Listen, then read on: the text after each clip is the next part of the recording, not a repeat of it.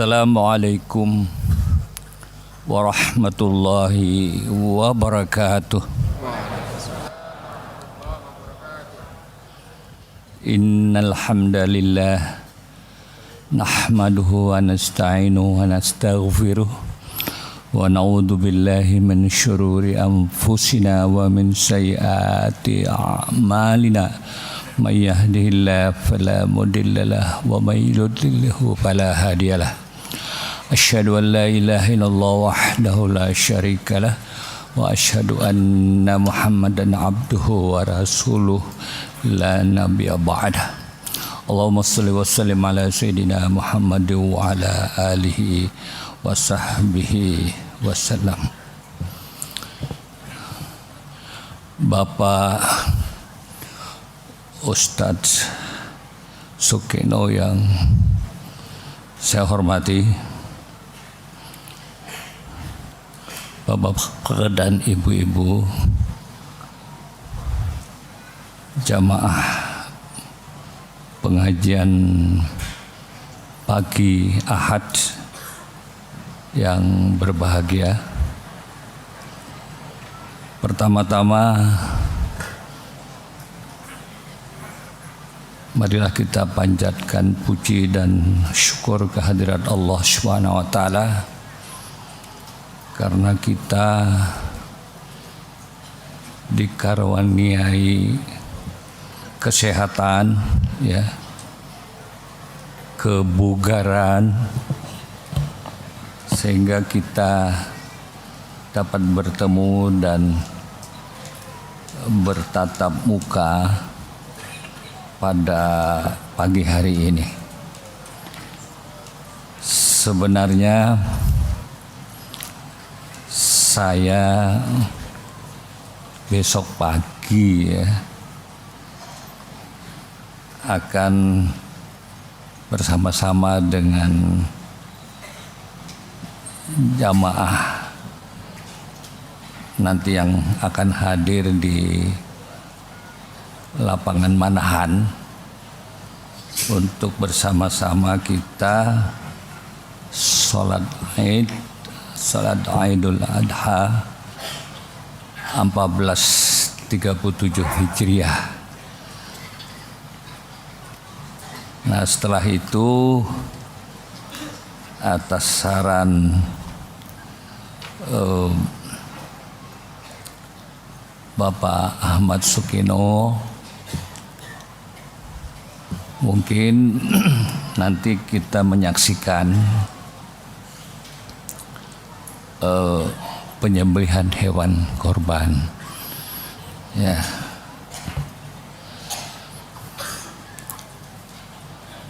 Saya dulu pernah mungkin 4-5 tahun yang lalu di tempat yang sama hadir bersama-sama berjemaah mengadakan salat Idul Adha pada 4-5 tahun yang lalu.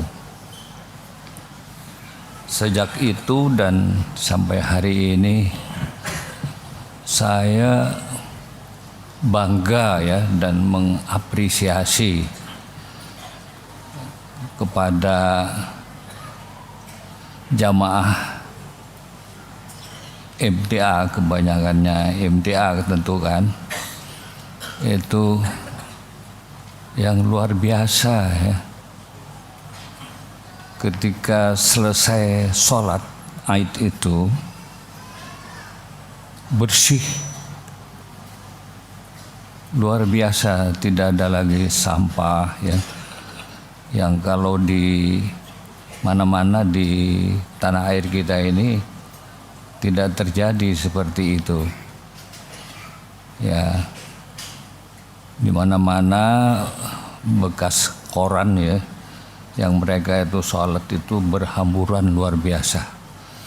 Tapi di lapangan Manahan waktu itu, ya, insya Allah juga besok saya kira itu selesai sholat bersih, karena jemaahnya membawa bekas koran atau kotoran apapun yang dia bawa dari luar ke lapangan itu, dia sendiri yang membersihkan.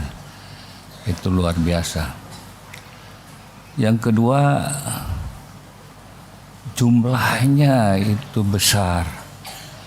Ya, jumlahnya besar. Berarti itu ada 4 hal yang saya tangkap luar biasa ya dari organisasi MTA ini kan. Yang pertama, ada keberanian yang luar biasa. Ya. Tanpa ada keberanian, tidak mungkin kebenaran itu bisa tegak ya. Kebenaran itu bisa tegak. Jadi keberanian itu yang pertama ya. Itu saya menyebutnya itu B ya. Berani. Yang kedua, adanya disiplin luar biasa. Biasanya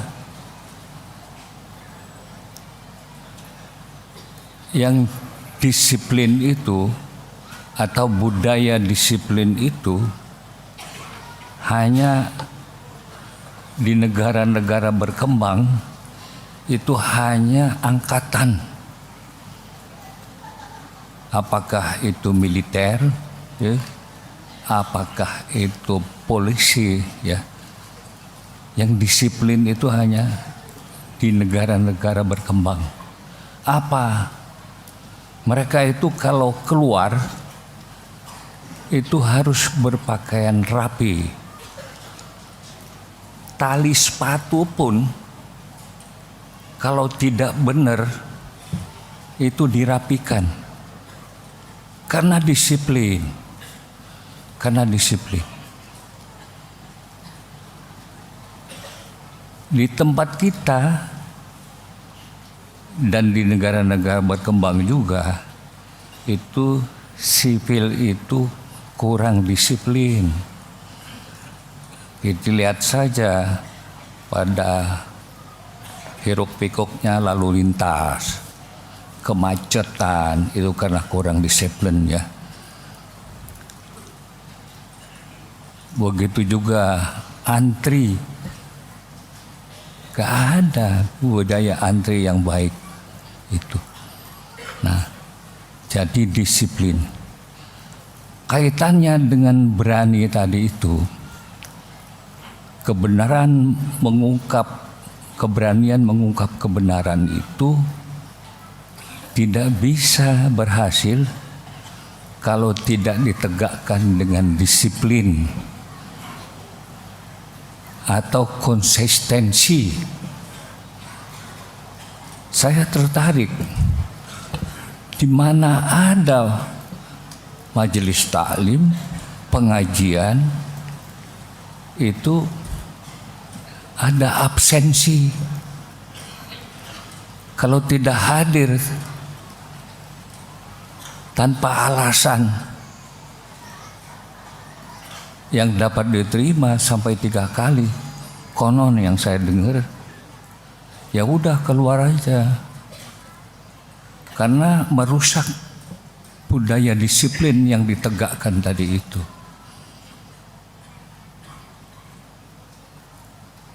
Yang ketiga, K, kerja keras.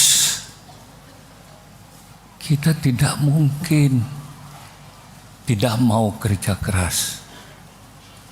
Di segala sektor kita harus kerja keras. Ya kan?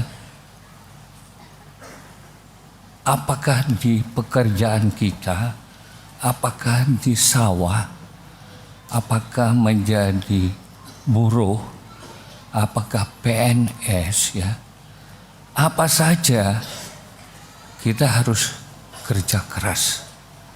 Dan kerja keras itu biasanya diiringi dengan cinta kepada pekerjaan. Cinta kepada pekerjaan. Tidak mungkin menegakkan, tidak mungkin suatu keberanian tidak ditegakkan dengan disiplin yang tinggi dan tidak dilakukan dengan kerja keras. Ya. Yang keempat, S. Jadi BDKS. Berani, disiplin, kerja keras, dan S. Apa S-nya? Saling bantu. Kita harus saling bantu, kita harus punya solidaritas. Di dalam agama, saling bantu itu memang dianjurkan, tetapi membantu dalam kebaikan. Wa ta'awanu 'alal birri wat taqwa, ya. Jadi saling membantu untuk kebaikan dan untuk takwa kita. Filosofi dari saling bantu itu, ya, tidak ada sesuatu keberhasilan itu karena perorangan, karena dia sendiri.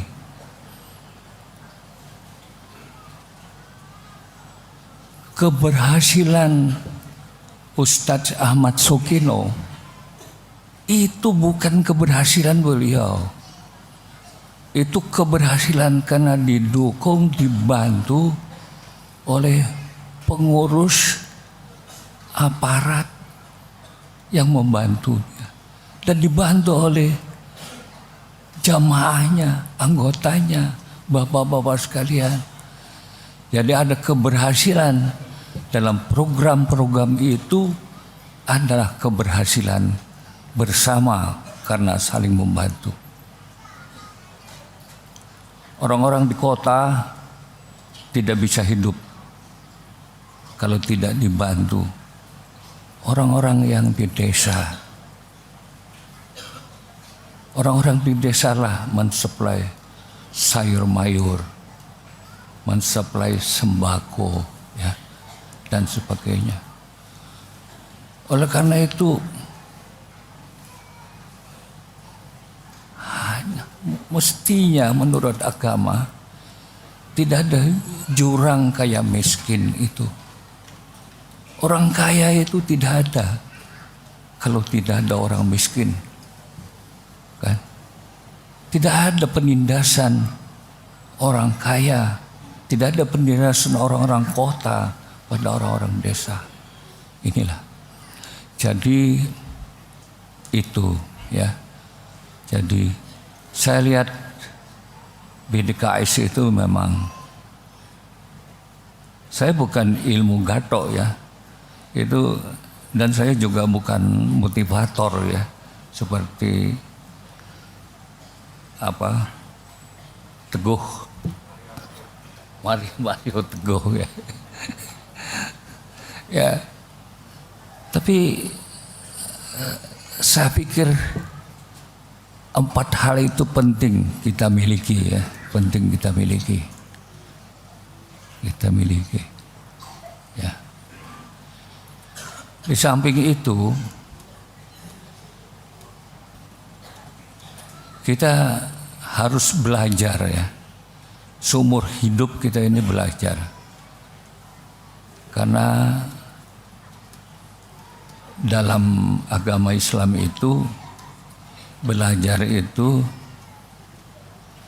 dari buayan hingga ke liang lahat. Artinya tidak ada waktu yang tidak terpakai untuk belajar. Saya ini sekarang ya, itu memimpin yayasan sekolah di Jakarta. Namanya PKP Jakarta Islamic School. Ada taman kanak-kanak, ada ibtidaiyah, ada sanawiyah. Ke atasnya itu ada SMK bisnis, ada SMK teknik, dan ada SMA, dan ada STIKES Sekolah Tinggi Ilmu Kesehatan. Ya. Siswa dan mahasiswanya kurang lebih ada 3.000 lah. Saya mengajarkan kepada siswa-siswa saya, Anda harus belajar dengan menanyakan kepada diri sendiri. Apa itu? Kalau dalam bahasa Inggris itu, maaf ya, itu to ask. Jadi A, S, dan K. Yang pertama harus A. A itu attitude, sikap mental. Kita harus mempunyai sikap mental. Kita punya karakter. Tidak mungkin kita bisa maju kalau kita tidak punya karakter. Karakter kita, keyakinan, ketakwaan, ya, keimanan kepada Allah Subhanahu wa Ta'ala.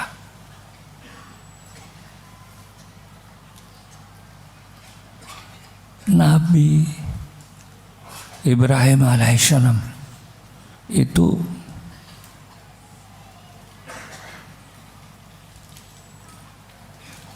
umur 90 tahun tidak mempunyai anak. Diizinkan oleh istrinya Siti Sarah untuk mengawini sebenarnya pembantunya Siti Hajar. Kemudian melahirkan anak. Anak itu menjadi besar. Ketika remaja dan sangat disayang oleh Nabi Ibrahim alaihissalam kepada anaknya Ismail.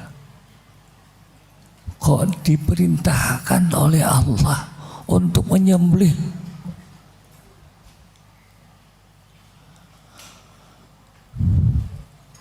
Apa itu? Dilaksanakan oleh Nabi Ibrahim. Kenapa? Karena beliau punya karakter, punya keyakinan, punya keimanan, ketakwaan. Karena ini perintah dari Allah Subhanahu wa Ta'ala. Sebagai seorang pemimpin, beliau menanyakan kepada jemaahnya, bagaimana ini? Kata putranya, laksanakan ayahanda. Sehingga mereka atas dasar karakter yang tinggi, mereka laksanakan. Ketika dilaksanakan, seketika itu Ismail digantikan dengan seekor kambing. Itulah simbol-simbol yang kita peringati. Simbol itu sebenarnya simbol ketakwaan yang luar biasa yang kita ingini. S yang kedua apa? Skill. skill itu keterampilan. Kita harus punya keterampilan. Beragama juga perlu keterampilan. Kan? Apalagi haji. Haji itu ibadah perbuatan. Harus ada keterampilan melaksanakan. Di dalam pekerjaan-pekerjaan kita itu harus ada skill, ada kemampuan. Kalau kita tidak mempunyai keterampilan, tidak mempunyai skill, kita tidak akan bisa mencapai sukses ya dalam hidup ini. Yang keterampilan itu karena didorong oleh karakter. Bapak Ibu tidak akan datang ke sini kalau tidak ada kemampuan mendorong kerja dari keterampilan itu. Dan yang ketiga, yang ketiga itu knowledge. Knowledge itu ilmu pengetahuan. Apapun harus dikejar dengan ilmu pengetahuan. Jadi saya bilang sama siswa saya, untuk menimba ilmu pengetahuan itu harus ada 3 itu. Punya karakter, punya keterampilan, dan baru dapat knowledge, dapat pengetahuan. Keterampilan dan pengetahuan dan karakter itu menjadi satu di dalam diri kita, sehingga kita bisa menjalankan. Ilmu itu ya penting. Bapak datang ke sini mengejar ilmu. Karena tidak ada agama kalau tidak ada ilmunya. Ilmu yang diterapkan di sini ada pedomannya. Pedomannya yang saya tahu dari MTA ini adalah Al-Quran dan As-Sunnah atau hadis. Itu pedoman kita bagi perorangan maupun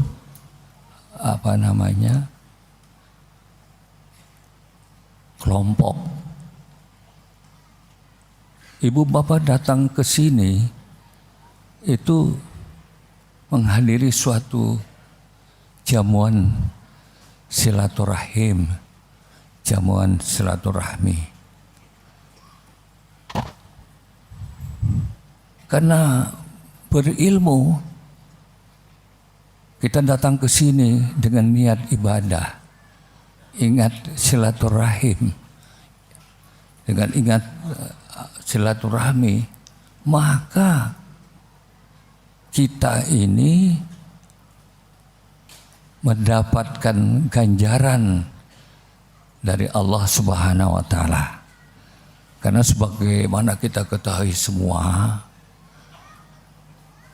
Rasulullah bersabda, barang siapa suka melakukan silaturahmi seperti sekarang ini, ya kan, maka ia akan mendapat 2 ganjaran. Yang pertama kata Rasul, ayyub satalahu fi rizkihi, insya Allah akan diluaskan rezekinya orang yang suka bersilaturahim, suka bertemu kelompok besar atau kecil.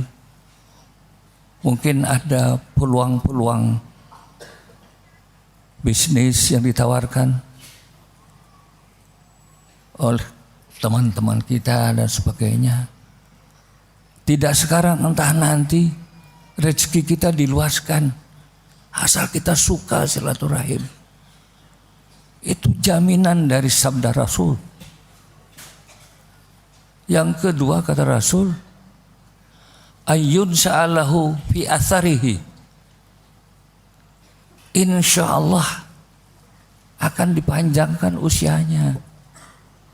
Ya kita tidak tahu usia itu kan Ajal itu, takdir itu di tangan Allah. Tetapi kok dikatakan akan diperpanjang usianya? Usia yang kita tidak tahu itu ya diperpanjang. Salah satu kriteria diperpanjang itu barakah, ya kan? Ada kesenangan di dalamnya. Ya. Dalam usia panjang itu kita hidup tenang, sakinah, mawaddah, warahmah. Bukan hanya pasangan, kita sendiri juga senang. Kalau orang senang, insya Allah diperpanjang usianya. Inilah. Jadi sekali lagi saya mengapresiasi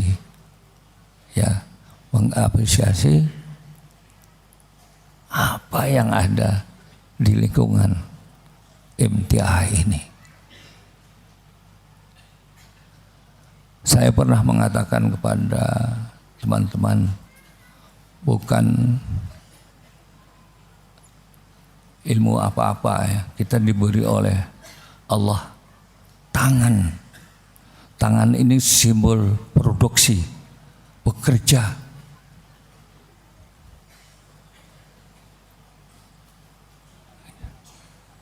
Kita juga diberi oleh Allah mulut, ya. Mulut ini simbol konsumsi. Ini harus ada keseimbangan antara produksi dan konsumsi. Nabi menganjurkan orang tidak boleh kikir, bakhil, itu tidak boleh. Tapi orang juga tidak boleh royal berlebihan yang tidak pada tempatnya, kan?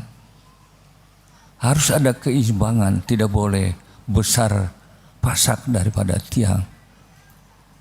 Jadi ilmu kita itu adalah keseimbangan. Anggaran pemerintah pun anggaran berimbang, keseimbangan. Ini dalam hidup kita, kita berproduksi, kita juga untuk hidup kita berkonsumsi. Siapa yang mengendalikan ilmu? Ilmu itu apa? Otak kita ini. Jadi simbol tangan, mulut dan otak itu menjadi satu. Menjadi satu dia dari karakter, keterampilan dan ilmu pengetahuan. Agama kita itu hikmahnya luar biasa. Bapak Ibu bisa menafsirkan sedemikian rupa, tapi pada pokoknya Allah itu menyeru kepada kita untuk berbuat kebaikan dan berbuat kepada amal ma'ruf dan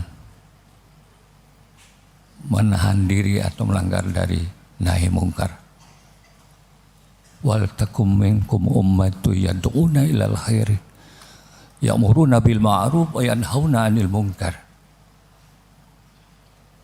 Insyaallah faulaika humul muflihun. Insyaallah mereka itu sukses. Saya kira ini saja. Ya sudah siang ini ya, yang saya dapat sampaikan ya pada siang hari ini. Karena saya juga tidak menduga ya, tapi itu kalau namanya silaturahim, dimanapun yang kita sambut dengan baik apa adanya. Demikian, billahi taufiq wal hidayah. Wassalamualaikum warahmatullahi wabarakatuh.